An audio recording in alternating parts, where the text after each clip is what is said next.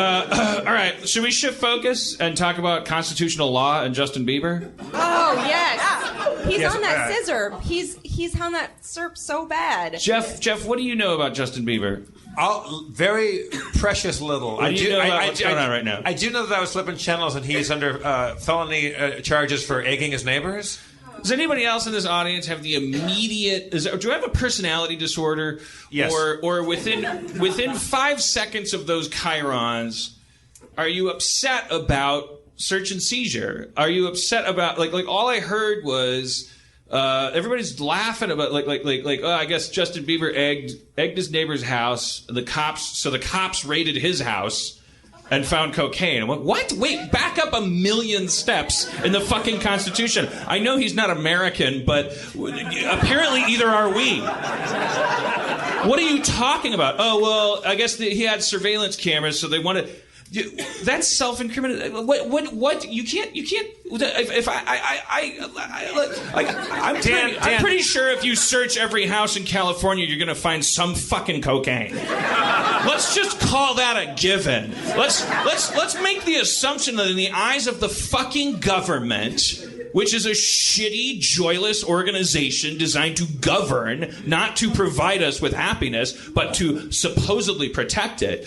Let's just assume that within the eyes of a faceless, inhuman organization like the government, every person's individual life is spent breaking the law. Let's assume that if you pull every car over, there's something nasty in their trunk. If you go into anyone's house, they got something that they're embarrassed about. That's why the Founding Fathers put a little concept in the goddamn Constitution called fucking privacy. We have privacy. We have a right to be individuals. And when it comes to drugs, I think it's perfectly fine for a country with a gross national product to say, well, at our borders, we're going to try to put a throttle on the amount of cocaine or heroin or whatever the fuck their business is. If you're living in a country that has less pantyhose or more potted ferns because your giant country made a social contract with some free trade agreement with some other country, hey, that's tough titties for you as an individual. You move countries or whatever. Or you're trapped there and you have less pantyhose. So goes drugs. But I think the idea has always been that by the time a little bindle of cocaine gets into your front pocket at the local bar, you're allowed to have it. Like you need to have done some fucked up shit before they're allowed to find that shit. Well, did they? And people can't kick in your door. Did they burst in, or did they actually have access to the house? Generally, all I understood was that the kid egged a house.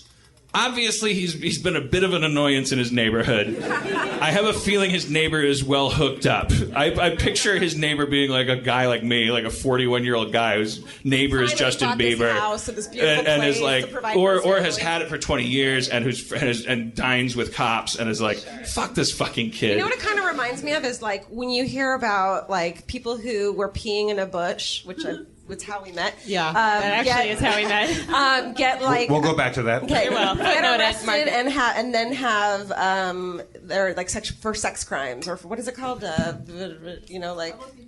Thank you. But then they're on the sex offender registry because right. It's almost like a thing where they're like, come in for a free tour, and then they try to sell you a condo. It's like right. weird. Yeah, you're like, well, that's not really the same thing as that. And like egging a fucking house, like if he really wanted to, he could have killed that guy. I saw a couple days ago. God, if Bieber just whacked somebody, that'd be so good. Wait, hang on. What do you mean when you say if he really wanted to, he could have whacked that guy? I'm just saying, like, egging a house is an innocent, simple way to get out your frustrations on this person. Well, right. But over a certain dollar amount of damage. Oh, I see what you're saying. Yeah. But I well, saw, apparently there was $20,000 worth of damage, which is believable when you egg a rich person's house. And I saw this news item a couple of days ago. So I don't know what happened today or yesterday. Really. He's drinking copious amounts of cough syrup. Sweet. Which is so sad. Do people do that? Doesn't he have any cocaine on him? But the impression that I got when I first watched it was that there was probably a bunch of people in his house because he throws parties, and people, maybe him included, maybe not, went and egged the neighbor's house, and then the cops came in like, hey, can we come in? Sure. And then there was somebody had coke. Right. Now I think it was on one of his entourage, little personal pizza, whatever his name is. Little personal pizza. That's like one of his entourage is named Little Did they Czar. catch Little Pee-Pee riding dirty? But the idea is, I'm telling you right now, if you kick in my door, you're gonna find some shit. I'm an American. Let's get over there right now. I'm trying to think. I pursue my fucking right to happiness, Dan, you're not and I do it on my own property. And if you kick in my door and you go through every inch of my house, you are gonna find illegal shit. God bless me. And the same went for George Washington and Thomas Jefferson, who would have been hung if they caught them because they were fucking treasonous terrorists. They were forming a fucking country where people should mind their own goddamn business. And egging a house is shitty. And if you can prove that you egged a house, then you owe the guy $20,000. That is not a search warrant situation. Well, but I don't think I would guess that it wasn't. They broke down the door without a search warrant and started looking. No, they served him a warrant, I'm sure, and I think he was like, okay, but they can also say, "Can we come in?" And they go, "Yeah, you can come in." When they come in and they see Coke on the table, they can go, "What's this?" And they can bust whoever is involved. Anyways, Team Biebs. I'm just saying, it sounds to me, Dan, like you've become a bit of a constitutional belieber. I am. And I'm going back through all of Justin Bieber's crimes, and I'm going, you know what? Anne Frank probably would have been a believer. He had every right to. Oh, God. Oh, She probably would have been.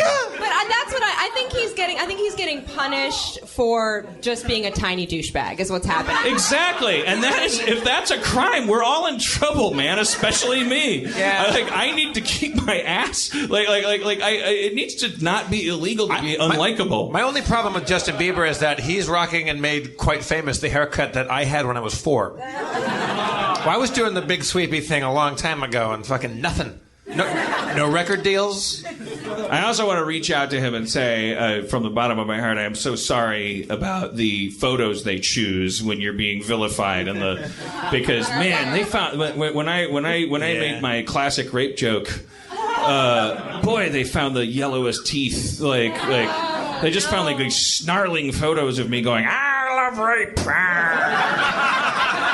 And he egged a house and they found cocaine, and there's every photo is like him on the red carpet doing like a Corey Feldman break dance. Can I here's my look, I love the Constitution as much as anybody, but I do think that personal rights might have to be stepped in on when he's wearing the pants with the crotches by the knees. No, what's fucking going on? no. Then no. Then you're under. I don't know what that means. Crotches by the knees. He has those pants, those saggy crotch pants, where like the belts would be where the normal pants would be waisted, but the crotch portion is down here. So You know what? It's full of cocaine and eggs and cough syrup. Cocaine and eggs and cough syrup. You know what? Oh my! The heaviest habits known to man. Just in case. Get it? Just In case. Oh, Georgia. Just in case. This is Good night, everybody. It's been our right. show. Thank you for coming to Harmontown. Let's search her house. She made a pun. Yeah, Georgia, what's the worst thing they would find in your house? The worst thing they would... Georgia and I have this game we play on Slumber Party because we ask Slumber Party questions, and one of them is, when you die, what's the worst thing Then that your feel free family to would include do? hard drives. Oh, hard drives. Then we're all fucked. You know, I gotta. This isn't my house, but I stay friends with an ex partly because he has videos and pictures. You know what I mean? And it's like, What's his name? I'm just kidding. No, I'm kidding. I can't piss him off that much, Right. Because he has. What are these videos? Can you again in broad strokes? Long-term relationship videos and photos. She was in a musical. Yeah. It's you and Pippin when you're no. It's on a kinky scale 1 to 10, 10 being holy shit. 5. It's not 5. that bad. Yeah. So yeah, enough to be embarrassing. Embarrassing. but not felonious. Also, my hair was terrible. You know. Oh yeah, is that what you're worried about? See, Dan, it seems to me that a lot of your beef with this whole Justin Bieber break-in is that the idea that your illegal stuff at home isn't safe, right? Is that... It all goes back to me taking a pee in first grade, and all of the kids at the urinal slowly looking over and laughing at me. And at that point, me realizing that you're not supposed to drop your underwear and pants all the way to your ankles. I knew it. Oh God, that's awful. Which is why Justin Bieber invented these new pants that are And it's the job is half done. Maybe there is overlap there. That's Maybe true. people should be allowed to do whatever they want with their pant level too.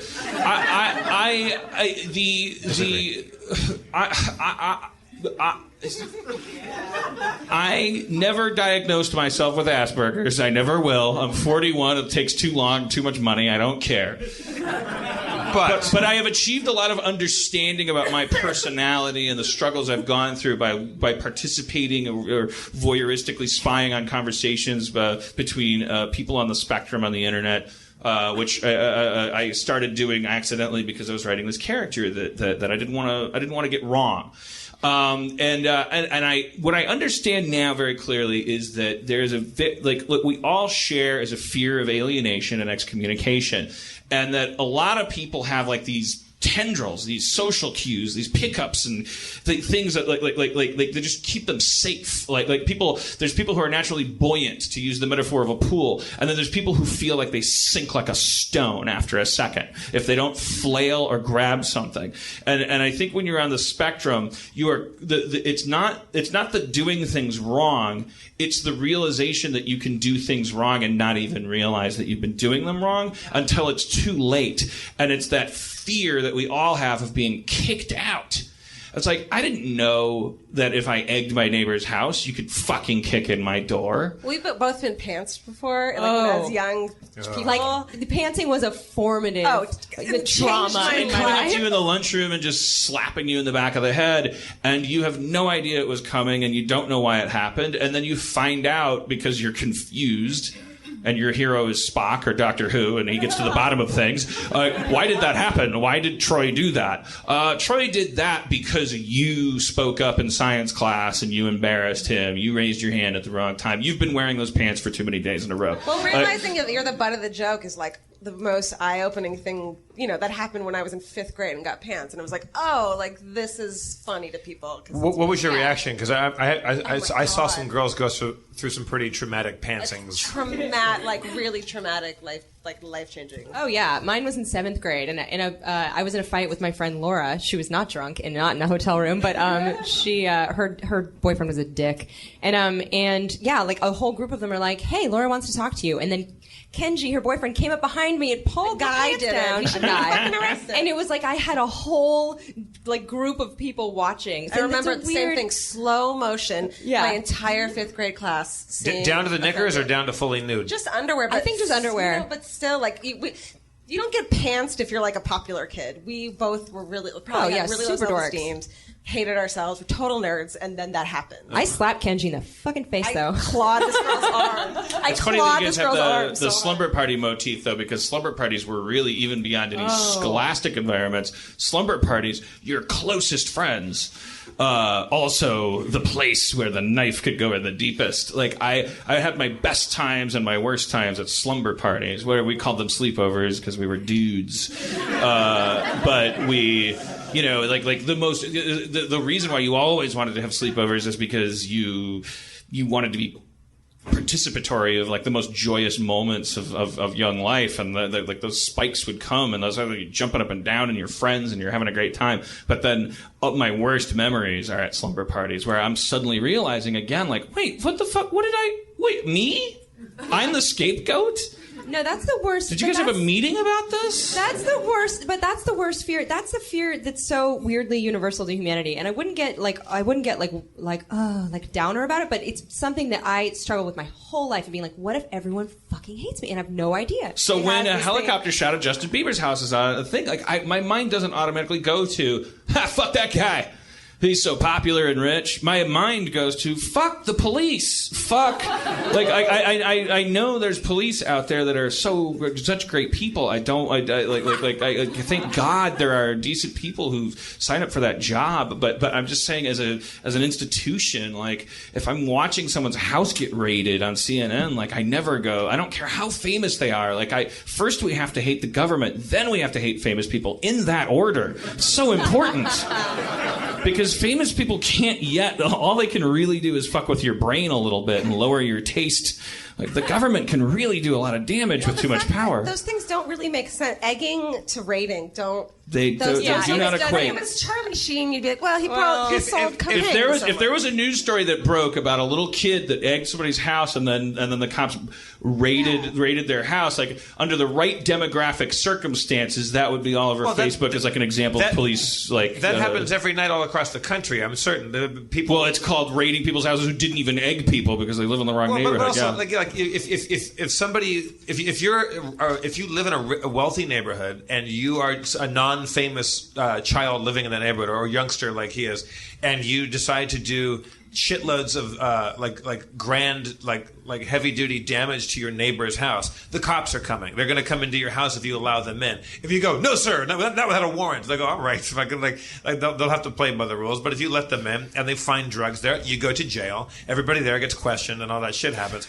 Helicopters come because he's Justin Bieber. But no, those are news coppers. I understand. Copters. Yeah. I understand. But the whole thing in total that disturbs me is that the entire thing adds up to something that we all just take for granted, which is that, oh, well, he had it coming. Now, wait a minute. I don't care who had it coming. I watch enough Law and Order. I love me some Sam Waterston. Like the rule of law is what's important. It doesn't matter who had it coming. You can't shoot someone in the face because they, until after the law fails you anyway. You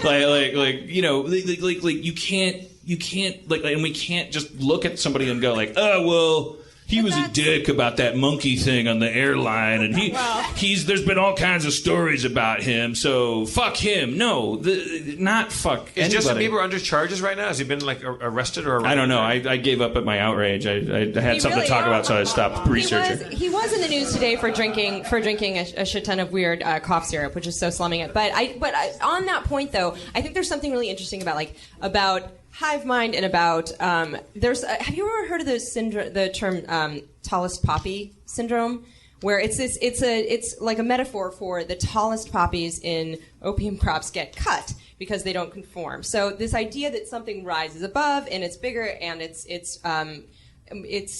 more conspicuous than gets human nature is to chop it. And so I think it's above constitutional law concerns. It's also that's Harrison Bergeron, but that's celebrity. But that's celebrity, as we're uncomfortable with a kid who put a YouTube video up and became a billionaire at 12. That's my and problem. Gets more pussy than anyone in this room I don't like ever that hypocrisy. will. I thought our country was supposed to be about innovation and this other stuff. The glee that we take in raising people up.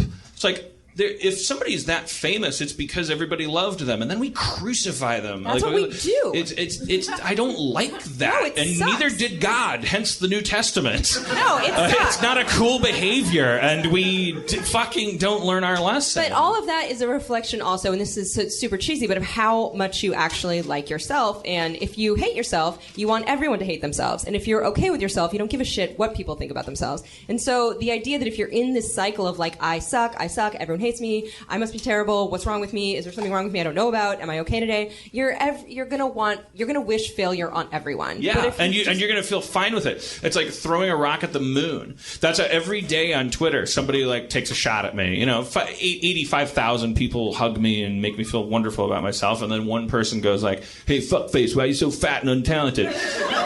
And of course I go well, let's talk about this, and I get out my eyeglasses and I want to talk to them.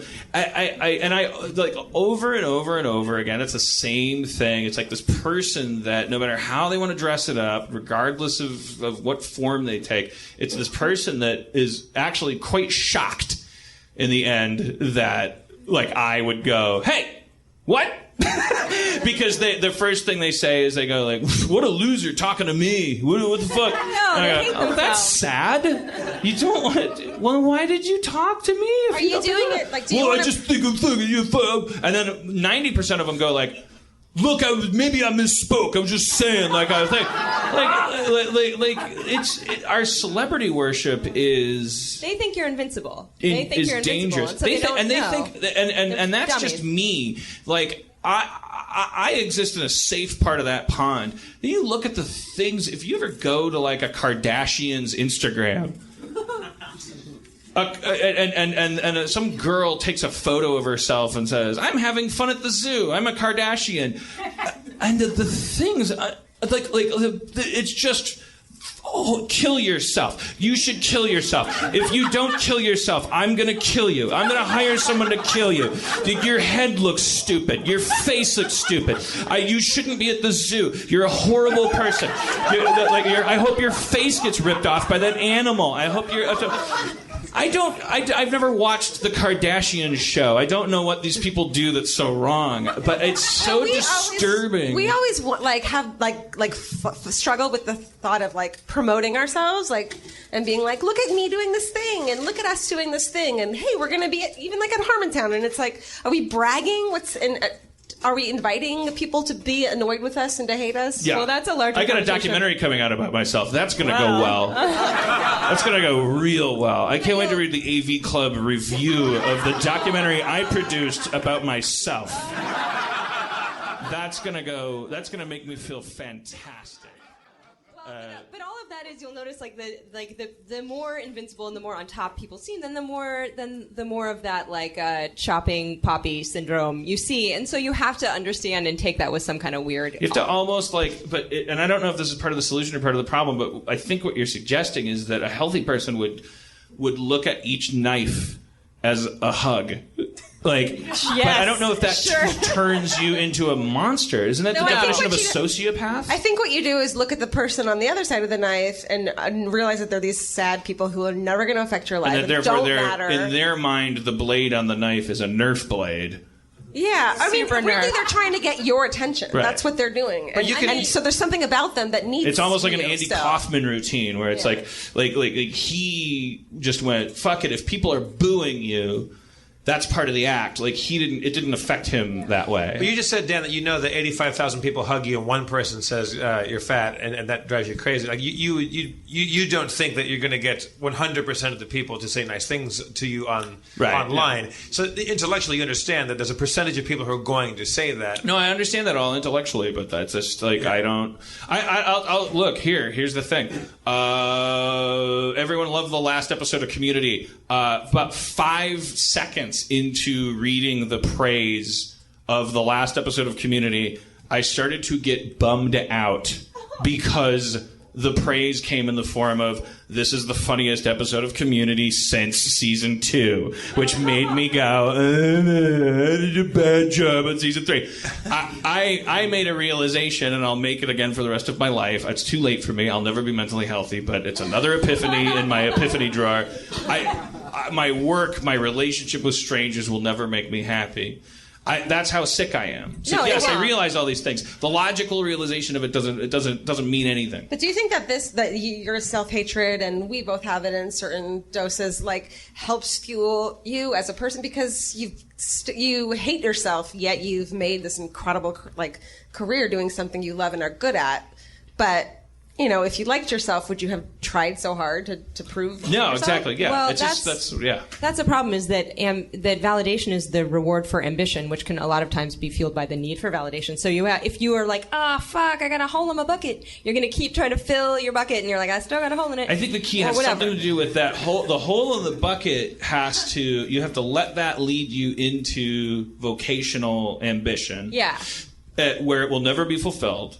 And you have to then simultaneously somehow, I'm miming some bucket going underwater. It looks like some weird thing, but while that unfillable void directs you forward in terms of the things you output, you simultaneously have to derive your emotional well-being from your dog, your fiance, your ice cream. Which are amazing. You have not mine. I have neither. And you have to not let those things. That's the thing. You can't. You have to. You just have to go. Okay, I'm a person who can never do anything right for anybody, so I'm gonna always until I drop dead, like Robert Altman. I'm just gonna make things. Like Woody Allen, I'll just make things. Those are great. Those are heroes of ours because they're prolific. But they compartmentalize, because obviously, if Woody Allen ever allowed people's opinions of his personality to mitigate his output, there would have been a little bit of a divot at a certain point in his career, and there wasn't. He better not egg anyone. He should never egg anyone don't know is pretty shitty. I mean, well, yeah. I mean, he's psychologically probably a monster, but that's okay. And he's not listening, and he won't punch a mirror when you say that, unlike me, and that's where I fall short. Like I probably won't punch a mirror, but that's the thing is, and for me, we would not have multiple TV shows if out of a McNuggetini video, if I didn't have an unfillable void. Yeah, my anxiety and depression wasn't fueled on like, but you're not doing enough.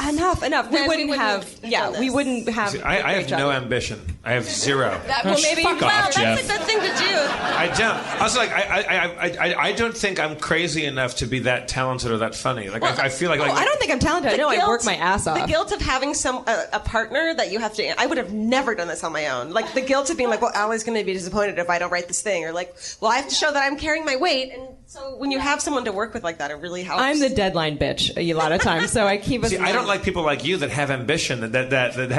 I don't like people that have holes in their bucket, because you guys are all the people that are getting shit done. You guys are. Fucking, I know. You guys have we're never going to be happy. You have careers and shit like that. No, I actually had a weird, and I don't know if this is. You guys don't know me, so I don't know if this is weirdly personal, but I had the last couple weeks. We've both had really hard years. We've had terrible years, and if you listen to Slumber Party with Allie and Georgia on Feral Audio, one of our episodes was called Flash Flood of Sadness, because like in the 1 month, like we both went through all kinds of weird shit outside of our control. And so I've had like this terrible hard year, and I have beat myself up a million times for how I am not enough. I didn't handle it well. Everyone must hate me. Blah blah blah blah. If I send a birthday gift late, I'm like, oh, I'm a monster. I'm a sociopath. I should kill myself. Like I should Kardashian myself at the zoo. I'm the worst person. And I just recently finally was like, I can't do this anymore. No one wants me to hate myself. I keep thinking everyone will like me more if I'm successful and have it together, and I'm like not hideous, and I have like a show with my best friend. As long as I hate myself, I'm acceptable. And I was like, no one wants me to hate myself. That makes me more of a garbage person. So I'm just like, fuck it. I'm just going to be okay with it and just worry about other shit. So thanks. Oh my God. Thanks. I'm able to accept your applause. There is always an outrage underneath every heckle when you confront it, that the people go like, well, wait a minute, what the fuck are you doing? You're standing in front of me, you're running your mouth. I'm not allowed to shoot a paintball gun at you. That's all I'm doing. Yeah, I have my own issues, but I'm not a celebrity. Blah blah blah blah blah. They unfold all this stuff, and then we go, well, look at all the hypocrisy of your point of view and all this shit. And they're like, yeah, I'm not in that business. Fuck off. I'm a fucking audience member. Like I'm sitting here on Twitter. I'm just like tweeting that Dan Harmon's an asshole. I didn't expect Dan Harmon to fucking come down on me like a goddamn like weird cloud. But I'm going to keep doing it because it freaks them out so much. I love it. Like all the other people, like the percentage of people in this room who have tweeted at you is probably really low, but the percentage of people who like appreciate you and like you. And I mean, like think about the people that you used to love when you were growing up, and there was no way to tell them ever. Yeah, exactly. So and how also, did they if feel I about knew themselves? that like Kyle MacLachlan from Twin Peaks like was really sensitive about how people perceived him, I would have liked him less. I don't want to know the ins and outs of his fucking relationship with his self-image. Now that I know what it's like for someone to come up to me and be like, I love your show. Like, I saw Jelly Biafra outside of a bar, like, years ago. I should have been like, you changed everything. And I was like, oh, I'm going to annoy him. I'm not going to say anything. But, like, these people are really stoked. But I would have retweeted Janine Garofalo all the time. Yeah. I would have spent my entire adolescence just RTing, like, look what Morrissey said. I had no access to that. I just had to stare at them from afar and read liner notes. Yeah, so why now? So, I mean, that's a totally, I mean, people, I think now celebrities or people tallest poppies are much more porous in that way. I think that their membranes are much more permeable to that criticism, and I don't think people who are in this business necessarily take praise with the weight that they do criticism, and that's a big thing that you just have to like get zen about, or else you're going to. But those tallest poppies are more sensitive to the sun and are reaching higher and are represent a biosphere in which poppies are going to get taller. Also, everyone's on opium. Because because but it's true. Because there is no Cary Grant of the year 2050. That doesn't work that way anymore. There's no newsreel going, "Hey, who's that with Marilyn Monroe on the red carpet?" It's only gonna be a bunch of people that are like, "Hey, what'd you say about me? Fuck you," because everyone's gonna be. You're not gonna be allowed to be famous if you're not accessible. Having to reveal more and more about yourself. If you're like, you have to be this. You can't be this character. You have to be like, here's how flawed I am, or like here's everything about me that you need to know. No, I would say throughout time, the Mount Olympus of the people that we allow to be celebrities. There are people that we don't want to touch. There are people that are we do want to. We always give some George Clooney a little George Clooney or a little Beyonce. Okay, no, she's safe. We'll fucking leave her alone. When people were being vicious to each other throughout the years, nobody outed Barbara Stanwyck or Doris Day because they're fucking beloved, and everybody knew that they were gay, that knew them, but they didn't say it because just found out right now. Yeah, because I made it up. No, but there are people that we do want to be Apollo and Aphrodite, and there's also people that we want to be punished. There's people that we want to cast away. Madonna from the beginning. Yeah. It's not like she was beyond reproach. Like she was a sex symbol and she was world conquering and everyone knew her name, but at the same time she represented an archetype that was inviting everyone's bile. The thing is, we get puked on. We don't have a Cary Grant. I mean, George Clooney is doing his level best to probably not without trying to. We're forcing that on him to be a guy that people really want to like, and he's making it very easy for us to like George Clooney. He doesn't, and even if he ever did something bad, people wouldn't fucking talk about it. Like when I was a kid, as I mentioned before, I was in a play with Yul Brynner. If you guys know him, as an actor from the 50s, he was a big sex symbol for many years and a big hotshot in these giant movies. And when we did 13 cities on this tour before I went to Broadway, and we were in Cincinnati. It was opening night. And we were on the whatever the river is there. Is it the Ohio River? What is it? Yes. And there was a riverboat, and that was where our opening night party was. And there was always local dignitaries and press, and kind of local hotshots, and possibly a mayor would come to these parties. And the kids, there were 13 of us, 7 that traveled and 7 local kids that filled out the kid portion of the cast. We would all walk up in this procession and meet him. And I'd learned, I was raised in kind of an old school, LA kind of very mannerly environment where you said good evening and how do you do and stuff like that. But we wore suits, and my understudy was brand new in the job, and he was a kid named Luke from Philadelphia. He was very crass, very, Irish Catholic working class kid, really funny, but really, rough around the edges compared to, the rest of us probably. And his dad was this, tough old, Irish guy. He's hilarious. And he was in front of me, and he was his first time meeting Yul, and it was in front of everybody. There's cameras, for the local newspapers. And he walks up and he goes, "Hi," and Yul just goes, boom, and just smashes him with his giant hand across his face. Absolutely clobbers this 10-year-old. 10-year-old. And I'm right behind him, and I'd never seen Yul hit anybody, but I knew that you don't fucking cross. He's the king on and off stage, and he was a bad old school motherfucker who was dying of cancer, and in front of us. Who was a robot cowboy. Yes, and who said to him, "Go back to your mama." Is that what he said? No, in Westworld. Oh, okay. Westworld quote for nobody. Fucking rent Westworld. He fucking gives Richard Benjamin the fucking time of his life, man. I love that you just got... He really gives Richard Benjamin what how. What how? Anyway. You got one person snapping to that, by the way, like a beat audience. Which is a glorious and disgusting, and I loved it. It's Adam Goldberg. What up? I did not rub your lamp, Adam. Be quiet. So Yul just bashes this kid, and he gives him this big monologue. "You're in the presence of ladies. You do not say hi. You say, how do you do? You say, good evening." And he gave him this big-ass thing. And the thing is, the guys with the cameras, the press that were there, put their cameras down. Right. And this kid's getting the fucking talking to. He's getting the rules right now. Now, look, the Irish Catholic father of Luke, who was...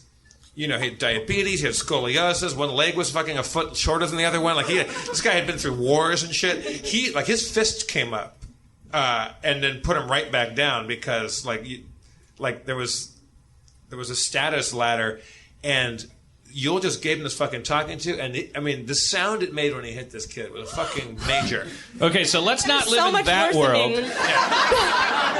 But if paratroopers come in through the skylight then and arrest Yul Brynner for the future crime of child murder, then I'm on Yul Brynner's side. But the reason I bring that up, we lived in a time when celebrities misbehaved, that wasn't news. Now any bit of misbehavior is front page news at all times. Because gloriously, the concept of celebrity, hopefully, it'll be interesting to watch how this happens. It's like a paint pigment that's like, you can't. You used to. I feel like from watching old black and white, culture and stuff that you could count the number of celebrities on a couple of hands, and that the list dropped off really fast. You didn't you didn't know who was famous beyond 10 people, and that now it's more stratified, kind of obviously it's just my neighbor has a podcast and she's got 1,000 listeners, which I think is very healthy and very good, but it's being infected by this old world concept of celebrities as a class. I disagree with that, though. I think we've needed celebrities since before we had Twitter or podcasts.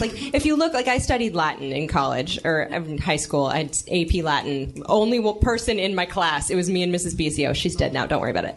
But it was just me and her. But so you study when you study the classics and Roman and Greek mythology. You learn about demigods and you learn about there's Zeus, and then he's got a whole bunch of people that are kind of half here and they're half human, they're half gods, and that is who you look to learn how the fuck to grow grain and how not to get smote, essentially. But between that and sun gods and gods of rain, I think, and royalty, before we had media, the kind of technology that we have now to be so in everyone's face. That's what people need to talk about. They need to go something to guide us. Hey, did you hear Hermes fucked a swan? Yeah, we need something to guide us. Back when there was only the radio and before TV, and then when there was TV, there was 3 channels, and then there was 5, and then there was a million, and now everybody has a podcast and a YouTube channel and stuff like that. We still want to classify the people around us, the celebrities that we choose to put on pedestals, and the reason why we erect pedestals is for the purpose of knocking them off them when that happens. In that fucking glorious 2 weeks when Charlie Sheen was becoming the greatest thing that ever fucking happened, everybody was just okay, this is fucking exciting. Right. Whether or not you loved it, hated it, didn't give a shit, you were violently indifferent to it if you were indifferent to it. In a slow news week, if Dan and Chevy Chase get in a fight, that's because Charlie Sheen isn't doing it on a fucking way bigger level. Right. We do need to cast. I'm offended by that. Yeah. Well, no, I'm kidding about that. I'm saying, well, you aren't. We have to cast our. I'm definitely kidding about. I know. I'm joking. Wanting to be more famous than Charlie Sheen. I know. I'm saying, but we have to cast our gods and demigods. We have to create our Mount Olympus at all times. Now it's so diffuse because we have a million Charlie Sheens. Right. I agree with all of you. I think that the reason why I think that in days when media was very, very limited, where it was just one-way transmission of imagery, then we had that perfect harmony with that golden age where it basically supplanted what you're describing in ancient Greek, ancient Roman society, where you had the mystery gods, and I worship Isis and I have a statue of so-and-so. Yeah, but did you hear Isis is the reason why there was a flood last week? Yeah, fuck that bitch. All right, she's all right.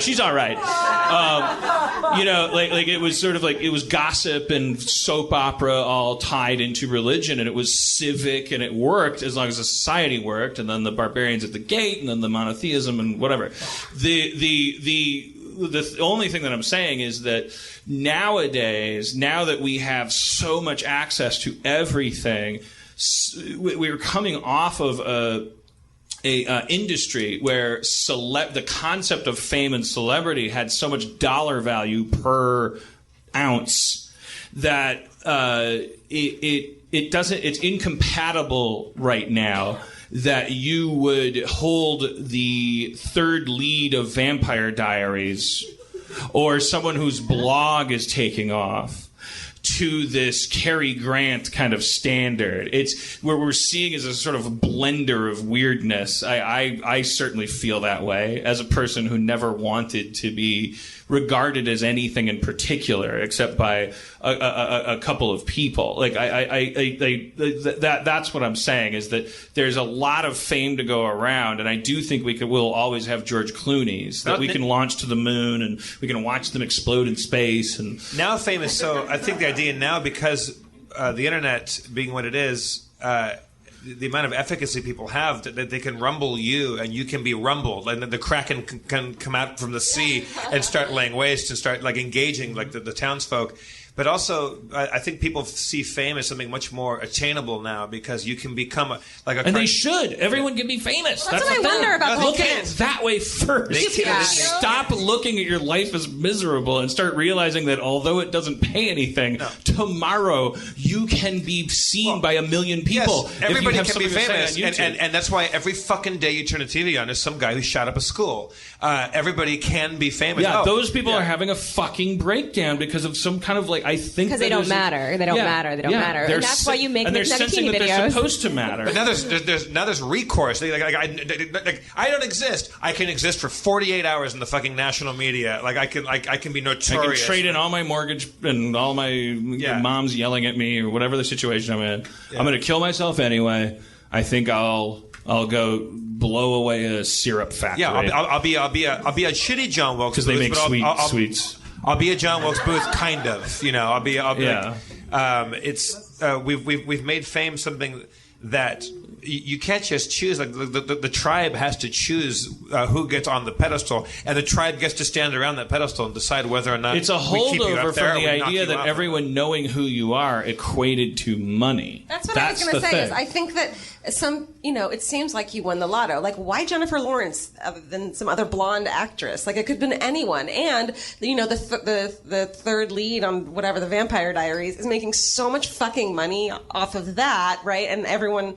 It seems like an easy thing to attain. There's American Idol shows and things like that. Yeah. They I don't know how these people fare afterward, but I know the miracle of that show is that they actually now you're just famous because you're on American Idol because it's a fucking popular show. But my God, that promise of like. And the winner will be a famous singer. Yeah, just like that. But that's also they kind of end up being a famous singer because everyone was watching that show. It lasted 20 years. It was Major League Baseball, but like it that's American, though. That's a weird America. American expansion was based on like, shit, there's gold, and everyone ran to it. And California was settled because we had gold up north and we had movies down here. So we had like gold and fame. And because that's the only reason why any of you are sitting here. To expand on that metaphor, because there was only so much you can do with a pickaxe or a stick of dynamite. There's only so much gold you can get out of the earth. And then if you have the technology to point a ray and just go and scan the planet and go, this planet is 10% gold. Okay, I'll take it. Fuck the planet, move away. That's what the internet is. Whatever you have to offer, give it to me. I'll take it for free. I'll download it. I don't care. It's not gold. Maybe the gold is limited because if the gold is talent, but fucking I'll take it. And I'm not going to pay you that much for it. And Snickers ain't going to get paid for it, and Nike ain't going to get paid for it. Those are the days in which we live. So all of us people who want to be heard and want to are narcissists and want to output stuff, we're living in the golden age, but we're not going to get any money for it.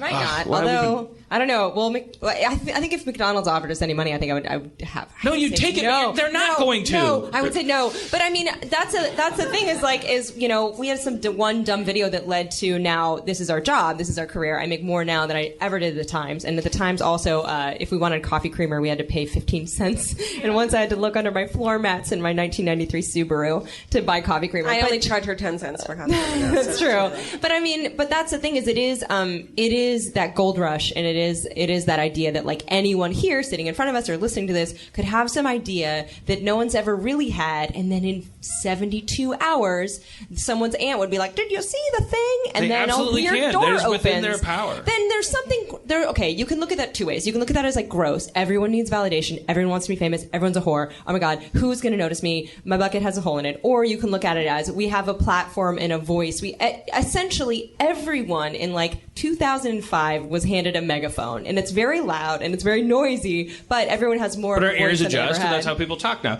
I think it's great that everyone has a podcast. When I got a podcast, I was the 450 millionth person. There was no way I was going to convince myself that I was doing anything innovative by saying I'm going to have a podcast. I bit that bullet. I was like, yeah, but podcasts are awesome. That's just there's the alternatives of people tweeting about like everyone's got a podcast. Well, where's that going to get you? I'm all over the place, but I'm just saying and I don't think this issue needs to be resolved. I think we're boring everyone. Issue with this, but that brings up a really important question, and that is on different social media platforms, you have a really different tonal way of representing yourself in your life. In Twitter, it's, I'm so fucking miserable. Oh, you haven't changed my pants in 5 days. Blah, and I don't have a boyfriend. And then on Instagram, You're obviously following Questlove. Hillary Clinton, official. But no, and then on Instagram, it's like, well, isn't that nice? And then on Facebook, it's like, I am so grateful for my family. And so you represent yourself. And then Tumblr, it's like, I cannot believe what happened yesterday. But I mean, that's a weird. And that's, how dare he, in that interview, suggest that Jeff and Annie's relationship had something to do with a schoolgirl crush. All right, you're projecting. I'm going to kill myself right now if no one stops me. You're projecting, and that's a limited scope of your experience, but I believe you. Right now, scroll down to the cat meme. And right now on Twitter, I'm not like the world's biggest tweeter. I do it once in a while. I'm going through a fucking crisis. I have been for a long time now been confused with Jeff Davis, the creator of Criminal Minds and now the television's Teen Wolf. Oh dear. There's a guy named fucking... Oh, is there a guy that makes shows that has your name? And once I was told by my accountants, our accountants, we have the same accountancy people, that, hey, you... BLS limo, you used a limo service for something, and it got charged to another Jeff Davis, but we've sorted it out. My credit card was shut off a couple months ago because my accountant called me up and said, "Did you just spend $5,000 on limos last night?" I'm like, "No." They go, "Okay, that's Criminal Minds, Teen Wolf, Jeff Davis." I had no idea. So I said, "Can you tell BLS limo to get their shit together?" So I've left them, and also BLS, if you're listening, go. Thumbs down. You need a middle name like Minotaur. Well, my name is Brian because of SAG. There's a million Jeff Davis. I am Jeff Brian, or Jeff B. Davis, rather. I'm Jeff B. Davis for that reason, because there's a long line for Jeff Davises out there. No, you need to throw Muhammad in there. You need to do something. Or you need to go for Heartstack, which is not George's last name. It's Heartstark, but everyone missed it. Well, Allie has an E on the end of her name because of that reason. Oh, yeah. I did search engine optimization on my name, and I changed my identity. Hi. My name is Allie Ward, but it was A-L-I. And then Ward, and then 2011 happened. September 11th happened. Hi. When? Where? I don't know. Already fucking forgot. Never forget. There's a mnemonic device if you want to remember 9/11. No, I have a Post-it note on my mirror that's like, don't forget the thing. September 2011. I know, but after that, people would call me Ali all the time, and I was like, this is getting confusing. And then I started writing for a newspaper, and there was another journalist named Allie Ward, spelled with no E, and she was a horticulturist in Britain. And so people would be like, "Hi, I'd love to ask about tulip bulbs," and I was like, "Fuck you!" And so I put an E on the end. I googled Allie Ward with an E, no one else, zero search results, and I was like, "All right, that's my new name." And now my parents, when they write to me, they sometimes an E. Nope, they take it off. Allison. They don't know what to call me, and I'm like, "Hi, I'm the chick with the E on the end." You know, of when I was younger, I got made fun of for my name, like both the first and last, so fucking much. But now I'm so Georgia There's no Miriam other Hardstark. Georgia Hardstark in the world. You have the name of a dead woman. It's Georgia Miriam Hardstark. House Hardstark. What the hell I get is a lot that? of guys come up to me like, do you watch Game of Thrones? Because your last name is really. What is it in Game of Thrones? It's like House Stark, right? Is or it? House... Where my nerds at? Yeah, but hear there's tons of tits if you in go that on my show. Twitter timeline right now and look, 90% of it is a bunch of people going, like, naming characters, like, oh my god, this is the best thing that ever happened, so-and-so is making out with so-and-so. That's amazing. And then it's everybody replying to everybody, including the official MTV Teen Wolf site. So before this quite escalated, I wrote a tweet a while back, like a couple weeks ago, and said, to the people following me that have confused me with Jeff Davis, creator of TV's Teen Wolf, don't you think it's weird that I've never tweeted about Teen Wolf? And then I said, you know what? Fuck it. I have never seen the show, but I'm gonna do a Q&A. I've never seen the show, but I, not the creator of Teen Wolf, I'm going to do a brief Teen Wolf Q&A. Some people are like, how do you know when Teen Wolf went through, when a Teen Wolf goes through puberty, hair or your balls? And I was just like stupid shit like that. And what's it going to be called when he's not a teenager anymore? I said, it's just going to be called Wolf. So I did 5 of those and said, thank you. I hope I answered your Teen Wolf questions. Sincerely, Jeff Davis, creator of Teen Wolf. But also I called the cast a bunch of pricks, and I said I had a methadone addiction.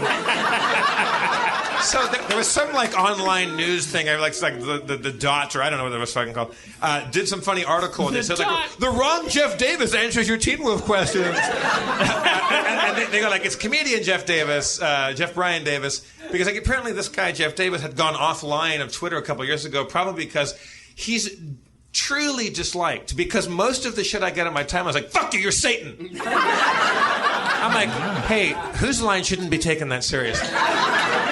We gotta get this guy on the show. Please, Jeff Davis. So actually, the Teen Wolf people said like that was hilarious. Thank you. But with all of that, because people that watch the show, God bless them, I'm sure they're lovely people, but I would guess younger. And irony, not their forte. Sarcasm, not their bag. Right. Neither their bread nor their butter. And so now, because of that, I have so many more followers that think I'm the creator of Teen Wolf. And so I've just gone on like begging MTV, please set the fucking record straight on this one. My timeline right now is a fucking absolute morass of people saying things I have no idea what they're talking about. Do you have dueling wikis? Dueling wikis, by the way, name of my autobiography. No, do you have dueling Wikipedias? What the hell was that? Oh, your phone fell out. Fine. Her bejazzled phone. It was blowing up too much. Don't worry about it. Do you have dueling Wikipedias? I don't know what that is. Like, did you have a Jeff Davis and a Jeff IMDb?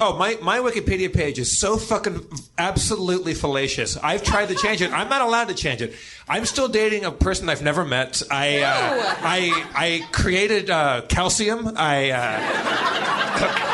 I'm the viceroy of Bengal. I won't go to mine because people that hate me, like I crossed a tipping point. Like I don't Google myself and I won't Wikipedia myself because I'm afraid. Like people, sometimes there'll just be a paragraph in there that's like, "Fat asshole Dan Harmon is a fat fuck and a fat piece of shit." And it's like, if it was just that, it would be great. But like it's the insinuation that I'm a bad person with bad values, that's what gets under my skin.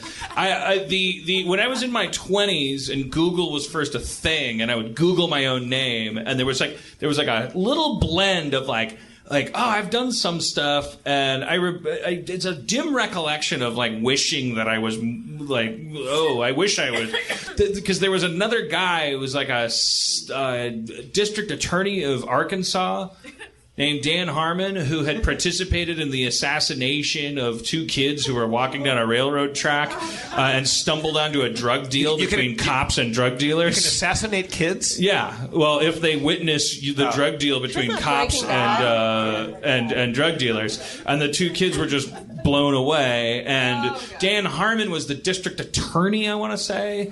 Or attorney general of the state or something like that. When you Google my name... Oh, you're not done. And so it was just like... I would Google my name and I would look at the first 3 results and I would be like, fuck this fucking guy that murdered 2 kids. One day I'm gonna be more famous than him. I would really think that in my head. I'm like, one day I'm gonna fucking trump this guy for the murder of 2 children. Be careful what you wish for. Also, if showed him. a name for a noose in the South is a Jeff Davis necktie. Like, there's a famous Jeff Davis out there, and he, yeah. I have so when you Google my name, which I don't do often because it's fucking terrible for your self-esteem, but there's this like 3 years ago I wrote for a deal breaker blog, like deal breaker if you share custody of a pet with your ex, like I won't date, like that's deal breaker. And some fucking guy, like there's now, if you Google my name, it says why Georgia Hardstark will die alone. Not literally word for word, and you click on it, and it's like just tearing me apart for having that opinion. Clearly a guy that shared a bulldog with her, like a... Right, clearly. And so every time people, I think, will Google me, they'll click it because it's terrifying, and so it stays up on like the top of the Google list. So like my grandma is like 103 if she fucking... She does not Google shit, dude. But whatever, my aunt, like if she's like, ever life potion. Like your grandma doesn't give, she's like... Hey Dan, can we bring Spencer out? Well, we should bid goodbye to our guests. Yeah, and then I don't know if there's... We're end on dead grandmas. we have to. But I was saying, if you're welcome to stay, as far as I'm concerned. But I think it's time to have. Spencer, I think we're going to bring Aaron up. We're going to bring Spencer up, and we're going to play D&D. So I would give our guests the broom, but you've pointed it out now. No, we're out of here. I'm sorry, I just assumed they were staying with us.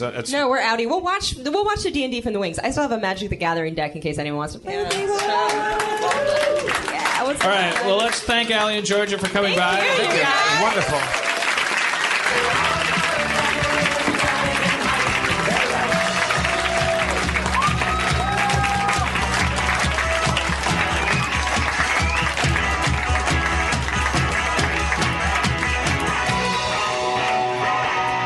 Allie and Georgia, everybody.